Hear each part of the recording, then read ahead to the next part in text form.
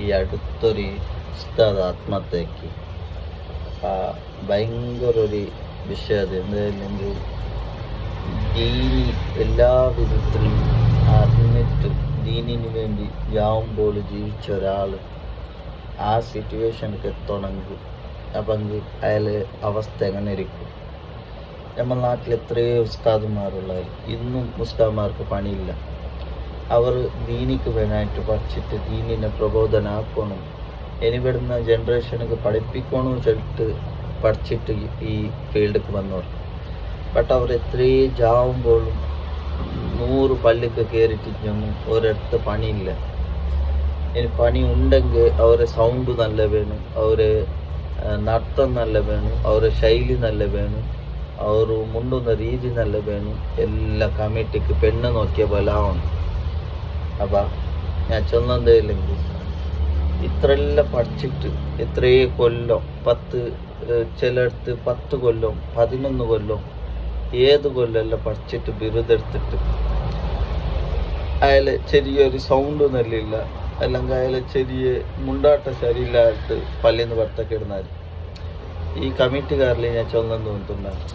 അവർക്കും കുടുംബമുണ്ട്, അവർക്കും ഫാമിലി ഉണ്ട്, അവർക്കും ജീവിതമുണ്ട്. നിങ്ങൾ കൊടുക്കുന്ന ശമ്പളം ചെറിയ ശമ്പളം, അതല്ലാതെ നിങ്ങൾ അതിൽ ബർക്കത്തുണ്ട്. ബട്ട് ആ ബർക്കത്തിൽ ഈ 10 ഉറുപ്പ്യയിൽ എന്തെല്ലാം കഴിക്കാം? നമുക്കൊരു മാസത്തിൽ ഒരു 50,000 ഉണ്ടെങ്കിൽ നമുക്ക് നാളെ കഴിക്കാൻ കഴിയുന്നില്ല.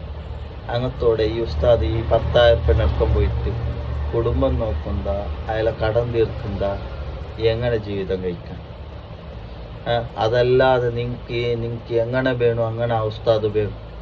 അപ്പോൾ ആ ഉസ്താദിൻ്റെ കുറച്ച് സൗണ്ട് ഇല്ലാത്ത ഉസ്താദ് എന്താക്കണം? അയാൾ ഉടക്ക് പോകണം. അയാൾ പഠിച്ചിന് ഈ ദർസ് അത് ഇതെല്ലാം പഠിച്ചിന് അയാൾ സൗണ്ട് നോക്കിയിട്ട് പഠിച്ചതാ, അയാൾ അള്ളാൻ്റെ ദീനി നോക്കിയിട്ട് പഠിച്ചത്. ഇന്നത്തെ ജനറേഷനക്ക് ഞാൻ പഠിപ്പിക്കുന്ന ആൾക്ക് പഠിച്ചത്. ഈ കമ്മിറ്റിക്കാർ ചിന്തിക്കേണ്ടത്, ഒരു കത്തീബ് നിങ്ങൾക്ക് കുറച്ച് സൗണ്ട് അങ്ങിങ്ങെങ്കിൽ നിങ്ങൾ പള്ളിയിൽ നിന്ന് പുറത്തൊക്കെ ഇടുന്നത്, അയാൾ ഇത്രയും മാസം പിന്നെ ഔത്തു. അപ്പം ഏതേ വിഷയക്ക് ഈ ഉസ്താദക്ക് ഒരു ഇങ്ങനത്തെ സിറ്റുവേഷൻ എത്തിയെങ്കിൽ നമ്മളെ പോലത്തെ സാധാരണ ആൾക്കാർക്ക് എങ്ങനെ ഇരിക്കും? അപ്പം അവർ ഇത്രയെല്ലാം പഠിച്ചിട്ട് ഇത്രയെല്ലാം ആക്കിയിട്ട് അവരെ ഒരു കഷ്ടത്ത് ആയിക്കൊണ്ടില്ല. അവരെ ഒരു കമ്മിറ്റി പോയിട്ട് കേൾക്കുന്നില്ല. ഉസ്താദ് നിങ്ങൾക്ക് ഒരു പരമുണ്ടാ, നിങ്ങൾ എങ്ങനെ വന്നോണ്ടുള്ളൂ ഉസ്താദ് കേൾക്കുന്നില്ല. നമ്മൾ ശമ്പളം കൊടുക്കുന്നു, ഉസ്താദ് പോന്നു വരുന്നു. എന്തെല്ലാം 10,000 ഉറുപ്പ്യ. ഇനി ഉസ്താദ് പോയിട്ട് ഒരു പണി കേൾക്കാൻ പണിയില്ല പള്ളിയിൽ. ഏതെങ്കിലും 2 ഉസ്താദിനെ വെച്ചിട്ട് അവിടെ കേസമാക്കുന്നത്. അപ്പം ഇത്രയും ആലിമുണ്ടോർ ഒരു മാസത്തിൽ ഇത്രയും ആലിമുണ്ടോർ ബിരുദെടുത്തിട്ട് വരുന്നത്. ഇപ്പോൾ കുറേ ഉസ്താദന്മാർ പള്ളിക്ക് പോകുന്നില്ല.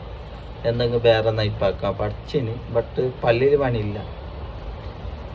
അതും ഓക്കെ, ചില കണക്ക് നേരം ഉസ്താദുള്ളത് കൊണ്ട് ചിലപ്പോൾ പള്ളിയിൽ പണിയിരിക്കില്ല. ബട്ട് ഉള്ള ഉസ്താദുമാർക്ക്, നിങ്ങളെ പള്ളിയിലുള്ള ഉസ്താദുമാർക്ക് സമയത്തിന് സാലറി കൊടുക്കും. അവരെ ടൈമുക്ക് നിങ്ങൾ എത്ര ചെല്ലിന് അതിനെ ടൈമുക്ക് കൊടുക്കും. അവർ ഒരു നിലയിൽ ഒരു പൈസ നിങ്ങൾ ലാഭമുണ്ടെങ്കിൽ നിങ്ങൾ ചാരിറ്റബിൾ അതിൽ ഇതിലെന്തെങ്കിലും ഉണ്ടെങ്കിൽ കൊടുക്കും. അല്ലാതെ എപ്പോഴും ബർക്കത്ത് കിട്ടിയെങ്കിൽ ഉസ്താദിൻ്റെ ജീവിതം കയല, അല്ല ഉസ്താദിൻ്റെ മൂലമംഗലം കയല, അല്ല ഉസ്താദിൻ്റെ കുടുംബം നടക്കണം. അപ്പോൾ ആ ഉസ്താദിന് വിഷയം കേട്ടിട്ട് നല്ലോണം ബേജാറായിരുന്നു. അല്ലെങ്കിൽ ഇത്രയും അടുത്ത അയാൾ പോയിട്ട് കേട്ട് നികൾന്നാല് ഞാൻ അറിഞ്ഞിട്ടില്ല. ബട്ട് അവസാനം അയാൾ ഇസ്ലാമിൽ അംഗീകരിക്കാത്തൊരു വിഷയം. എന്താ